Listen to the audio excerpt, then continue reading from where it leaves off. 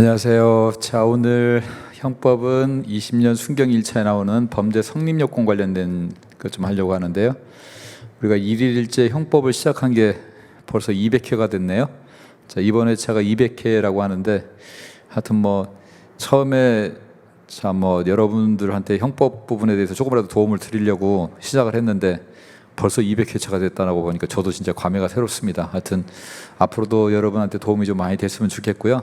앞으로도 여러분 많이 찾아오셔서 열심히 하시고, 아마 제가 올리고 있지만 저도 그런 생각 들 때가 있어요. 내가 공부할 때 저렇게 해주는 사람이 있었으면 좋겠다 이런 생각 들 때가 있던데, 하여튼 시간 나는 데도 틈날 때마다 오셔가지고 도움 많이 받으셨으면 좋겠습니다.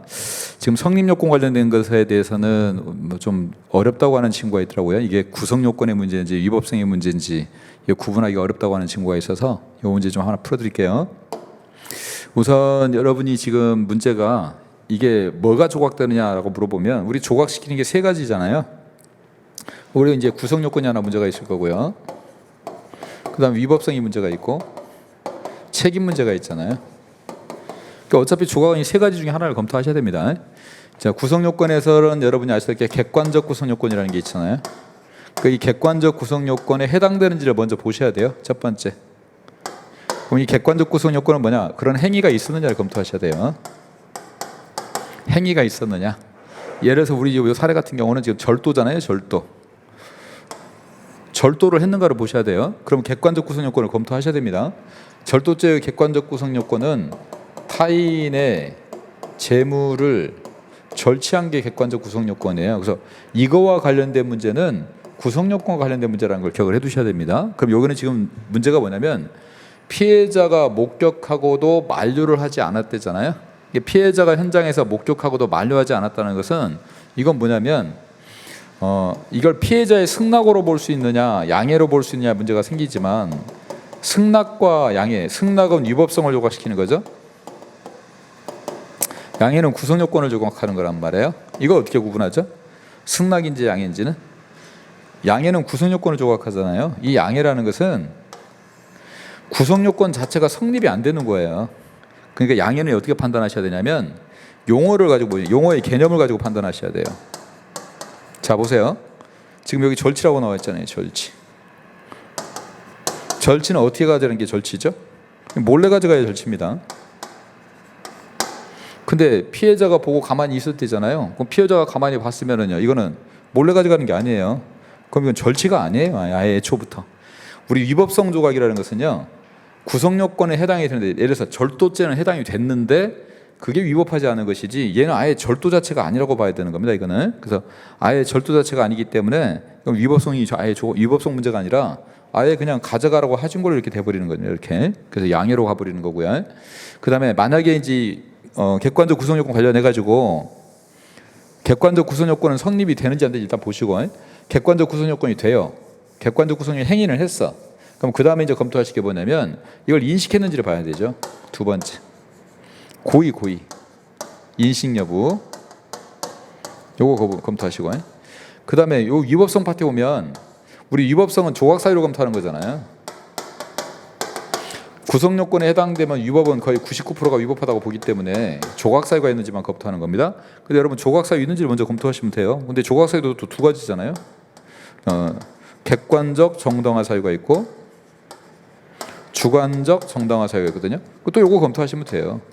그래서 이 객관적 정당화 사유에 해당이 되는지, 정당방위라든지 정당행위라든지 긴급변환에 해당이 되는지, 그다음에 그거 해당된다면 이거 알고 한 건지, 주관적 정당화 사유 그런 의도를 갖고 했는지, 이거 검토하시면 돼요. 그럼 이제 책임 파트에 오면 책임이 조각되는 사유들이 좀 있잖아요. 그거 검토하시면 됩니다. 우리 책임 요소가 네 가지가 있잖아요.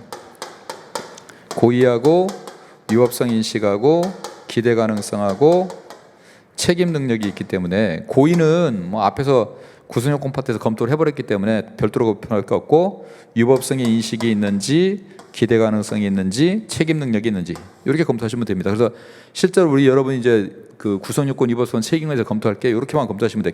구성요건 관련된 거는 행위가 있었는지 보시고 거기다 인식이 있었는지, 위법성 파트에 오면 조각 사유도 있잖아요. 정당방위, 긴급이나 이런 것들이 있는지, 그리고 얘가 그거를 그런 의사를 가지고 했는지, 그다음에 책임 파트 보면 위법성 인식, 기대 가능성, 능력 이런 거 그냥 하나씩 검토를 하시면 됩니다. 그러면 요 사례 같은 경우는 피해자가 만료하지 않았더니 가져가라고 승낙을 해준 거예요. 근데 이 승낙은 피해자가 본원 앞에서 가져갔기 때문에 이건 위법성 문제가 아니라 아예 절도라는 개념이 성립이 되지 않는 겁니다. 그래서 이거는 구성 요건에 해당되지 않는다고, 구성 요건이 조각된다고 보시면 되는 거예요.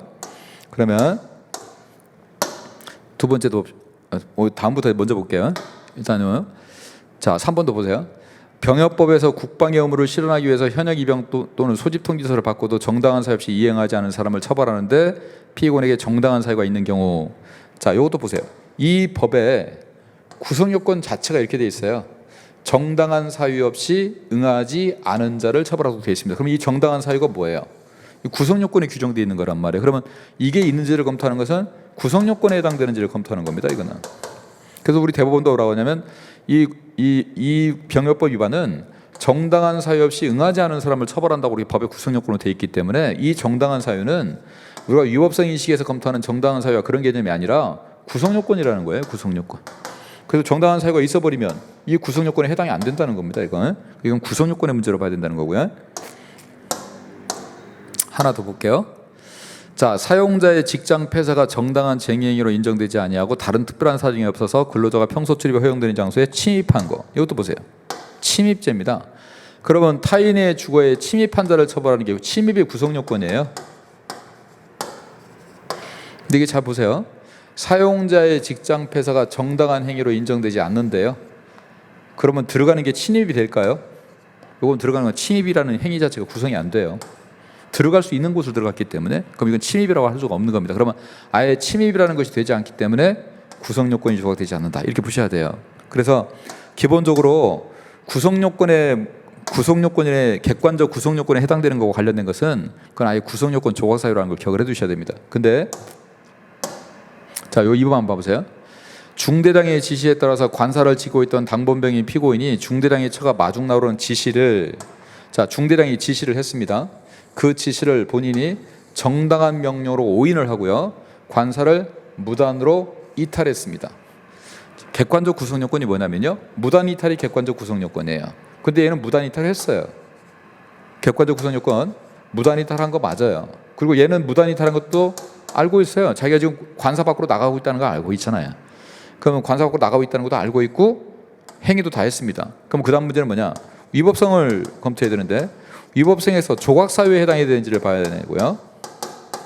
그다음에 이 조각 사유는 객관적 구성 요건하고 객관적 정당한 사유와 주관적 정당한 사유를 봐야 되는데 얘는 정당한 명령으로 오인하고 있으니까 생각은 좋은 생각을 갖고 있습니다. 근데 이게 객관적 정당화가 안 됩니다. 왜냐하면 중대장의 지시가 정당한 명령이 아니에요. 자, 우리 이 실제 결과로 드러나면요.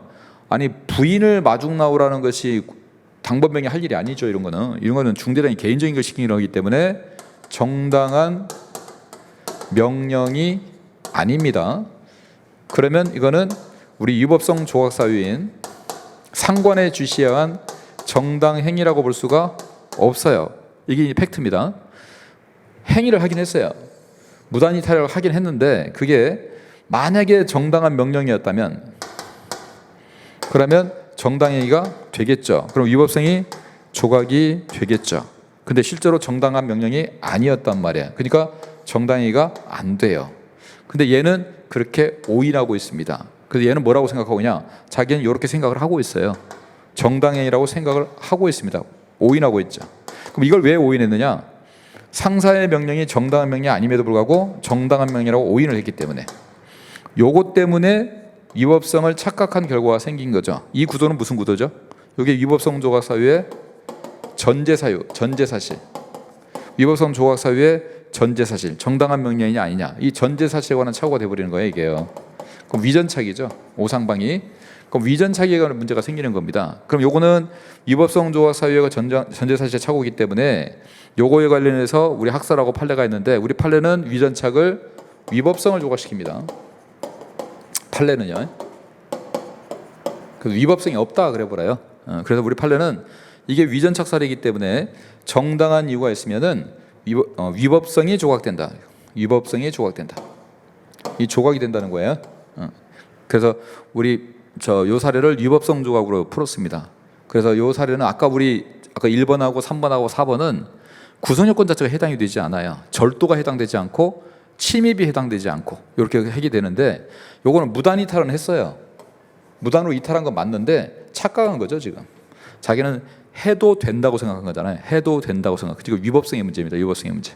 그래서 이거는 다른 거하고 조금 사유가 다르다는 거 아시면 돼요. 그래서 우리 사례에서 보시면요, 지금 조각 사유가 다른 것은이라고 했는데, 요거는 아예 절취행위 자체가 안 돼요.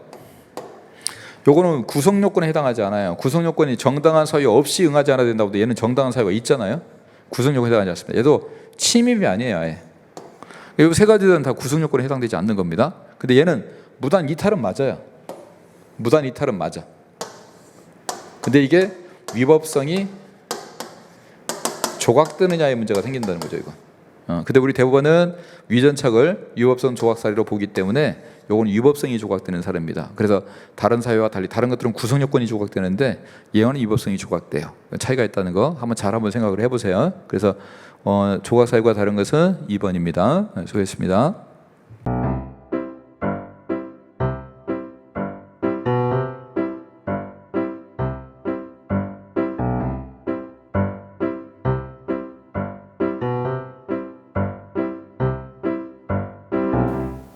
구독, 좋아요, 알림 설정